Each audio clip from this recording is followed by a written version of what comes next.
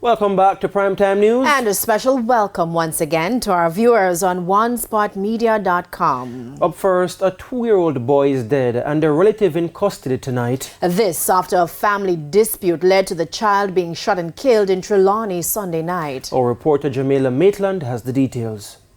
Shaken and in a fit of temper, tears ran down the face of Ricardo Brown, the stepfather of 2-year-old Adrian Campbell, who was shot and killed in Mock Hill, a small district in Clarkstown, Trelawny, around 8 p.m. Sunday. The car parked right there, so my baby mother gone in there, so calling this lady.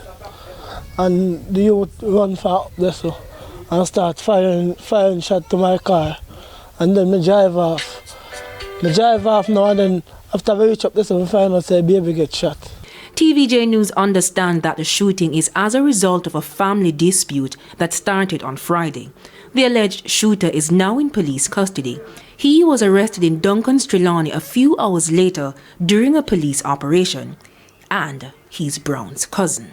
Yes, he boxed my baby mother. If I really keep found that, then he have revenge to come for me.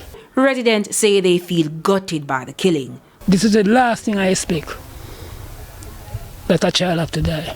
It could be my grandson. I have a little grandson down there, he don't start to go school yet. It could be him in the car. And that people, they have their little dispute, work over it, man. Life is very important. Family members distraught. My daughter see him and talk to him Friday and tell him say him to go look work and leave company alone. See what I'm going to do there? Shoot the baby. And the baby not do him nothing, sir. Baby can't do him nothing, 2-year-old. Meanwhile, at the child's school, Principal Althea Buckle is tasked with the difficult duty of explaining to students where is their classmate and what happened to him. His chair empty. Honestly, I couldn't even sleep last night. And I wake up this morning, every time it's just reminiscing of him in my brain. To see how, when he would be at school right now, we're taking him on the outside now, playing and practicing for sports.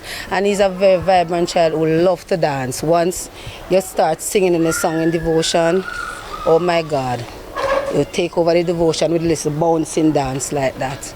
Little Adrian would have been 3 years old on Friday, March 17. Jamaica Maitland for TVJ News.